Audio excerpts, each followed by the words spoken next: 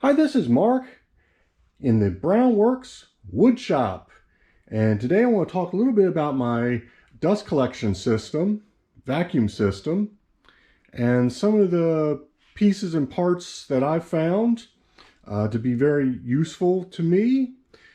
Now, I'm not affiliated with any of the manufacturers of anything in my shop. I just found these on my own and just want to share my experiences with them. So I want to talk a little bit about the vacuum system that I have and how I use it with my different tools. Now, I don't have a very sophisticated, it's a very small shop.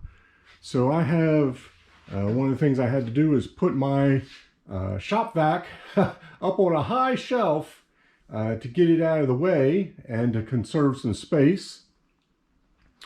So, and I only have a couple different connectors to my shop vac, but it's still need to be able to control it. Now, one of the things I used to use was these remote controls. There's several different brands out there. They're pretty inexpensive, cheaply made too, but you don't need much. They basically are a control that you plug them into an outlet, and then you have some other outlets here that are controlled remotely, an on and off switch. So my shop vac being up on a shelf, I could sit down here and I can turn it on and off manually. I use a couple of these with some of my other equipment, like my air compressor is in another room, so I can remotely turn on and off my air compressor with one of these. I think it was like 15 bucks on Amazon. You can find different manufacturers, these different configurations, but they work great in certain situations. Okay. Now, the other thing with some of these simple CNC machines is you have the machine itself has power, and the spindle or the router needs to have power as well. This isn't in this these CNC primes are not really connected, other than there is the control box that then controls a box that you plug into the outlet. So it knows when the CNC machine turns on to run a program, it sends a signal out to this box, and then your router is connected to this box. So it knows to turn on and off your router. And that's just one way. That's how this machine works, to turn the router on and off. But I have no connection. I guess if I ran some cords, I could put multiple things into this outlet, but it's not really recommended to run multiple things out of this one control box. Especially if you have a router going and your shop vac, you probably want to have those on different circuits anyway. So what I found to be able to turn on and off without me having to press a button is I found this company, iVAC, and they have these little controllers. They have these tool controllers that you connect to the power cord. So when power runs to your equipment, there's a little sensor in here that senses it, and then has some controls to then turn on a control box up. There's a control box up here. We'll take a closer look at that in a minute. But that's connected to my shop vac. So it knows to turn the shop vac on when my router comes on. And I have several of these hooked up, since I have a couple different CNC machines. You can get multiple of these controllers and hook up to each of your machines. So you can hook one up to like your planer, any of your routers, any of your sanders that are connected to your dust collection system, to then control an outlet that your vac is hooked up to. Now these little controllers that out of the way. They have little switches on here that you can set these up as like number 1, number 2, number 3, number 4, and so on. So you can have multiple of these and number your different equipment so it'll turn on and off. It knows which piece of equipment is turned on and off. Because then you can get, this company also has controls for blast gates. And if you have a system, you know that there's blast gates that you can turn on and off different sections of your vacuum system. Now, I don't have those. I didn't find a need in my shop to have them. I have some of these simple blast gates. But the same thing, when you have multiple of these that you can remote control, you would number those like 1, 2, and 3 and make them correspond to the different pieces of equipment, which I think is really neat.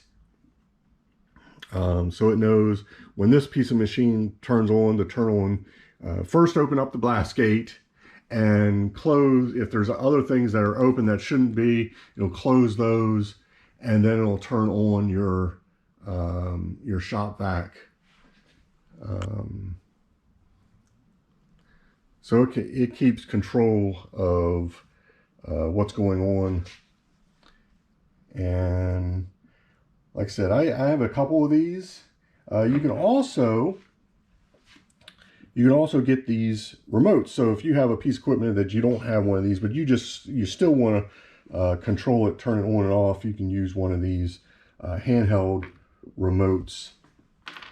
Now I think the current prices on, you can get these as kits, so you can get them, save some money if you get a different kit that has different numbers. I think you can get these either single or 2, 4, 6. I'm not sure what the kits are today.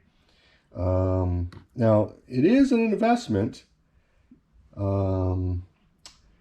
I think these just this little remote control where these simple remote controls are like 15 bucks.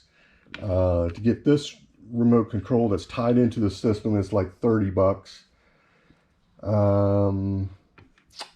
I think the blast gates, if you get the remotely controlled blast gate, those are like 120 bucks or so, versus these simple plastic blast gates. These are by Powertec, and those are like 6, 7, 8 bucks for one of these just simple plastic gates that you manually turn on. And I think the switches, the switch box, you have several different variations there. They're about 75 bucks. Like I said, you can get these in different kits and different variations. I think if you need a single one of these, it is about 65 bucks for a single tool sensor. But all in all, I think it's very valuable in my shop, so I think it was well worth the investment. Okay, here's the switch box. It's pretty simple. You have goes up to your outlet, and you have a manual switch that you can turn on and off here. There's a little breaker if the breaker trips. You can switch that breaker, and then you have your plug to go to your shop vac. Okay, and then they make these in different configurations depending on how big of a shop vac you have. You can get just a regular 15 amp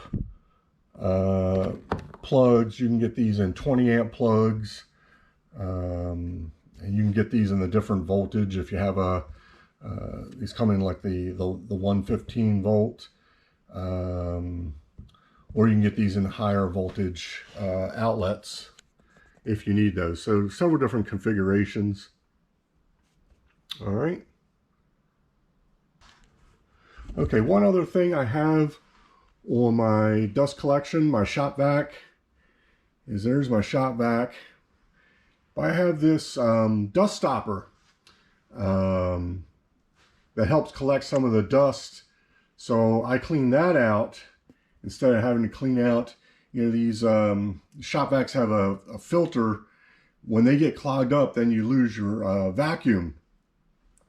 And you can have some of these, like this, this tank, the dust will go into this tank first before it goes into the main tank. So these little dust stoppers, here I'm going to show you, it looks like real quick. Ooh. Basically it's the system. You have an inside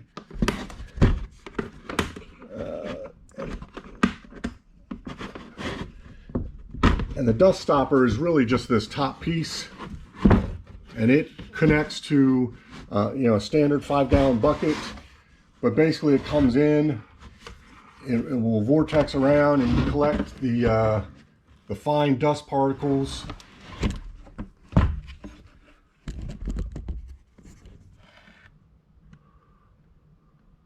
Okay, so that doesn't stop up your filter on your shop vac. And basically I just switch buckets when one bucket fills up, and these tops just pop right on.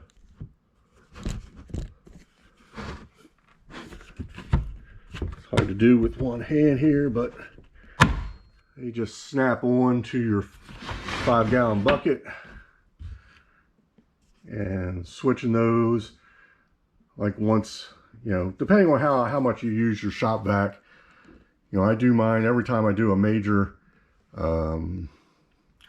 I'm doing some planing or something, I switch the buckets out. And make sure that doesn't fill up. Okay, one last thing I want to talk about are these Powertec blast gates. Now Powertec, I use them. I found that you can get these blast gates. They're pretty inexpensive. Like I said, they're between $6 and $9. They do have kits available. Now these kits will include the blast gates. It can include like junctions, such as that Y junction, other like elbows and things like that, so that you can so you basically make your dust collection system what you want it to be. So one of the things with these cheaper blast gates, I found all the different brands. I've found very hard to find ways to mount them on the wall. And you see, mine's mounted, and these are actually mounts I made. I 3D printed these. So if anybody has any of these Powertec blast gates, I have, if you want this STL file, just contact me on either my Instagram or go to my website, and you can contact me there, and I can send you the STL file if you have a 3D printer to print these. But I found it's that was the only way I could find to be able to mount it to a wall to stay still. I think there are some versions of these blast gates that have mounts, but most of the mounts I've seen, you can't mount them perpendicular to a wall. So that's just what I found and what works for me. Like I said, not a very sophisticated system, but I just wanted to share that I thought that this iVAC Pro system was very valuable to me. I think this was one of the best investments I've made in my dust collection system. So I thank you for watching. And if you subscribe to this channel, I'm going to go over other things that I use in my shop that may or may not work for you. So I thank you for watching, and bye for now.